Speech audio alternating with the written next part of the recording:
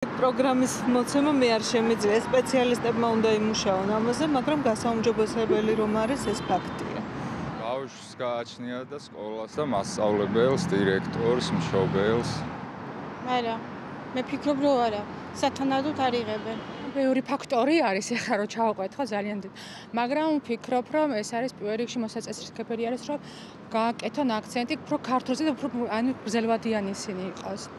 საათები რა გაკვეთილები და უფრო ასე თქვა რაც არის საჭირო იმაზე გააკეთონ აქცენტი. იმიტომ რომ საერთოდ შეუსაბამო არის ეროვნულ გამოცდებში სხვა რაღაცას თხოვენ და ანუ სკოლაში სხვა რაღაცას ასწავლიან და ამიტომ და თან ვფიქრობ რომ ქართული ენა და ლიტერატურა უნდა იყოს უფრო გრძელვადიანი და ასე გადარბენებზე არ უნდა ისწავლებოდეს რა.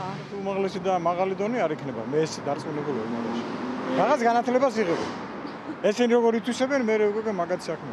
არ ვიცი, ჩემ დროსაც არ იყო სათავე განათლება და ეხლა არ მაქვს ინფორმაცია, მაგრამ არ ამგონი.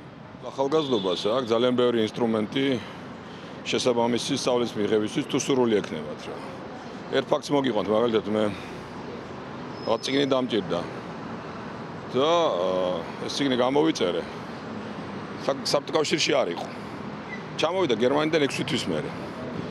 ასეთი წიგნი თანამედროვე ახალგაზრდობას შეუძლია მოიპოვოს დაახლოებით რამდენიმე წამში, ხო?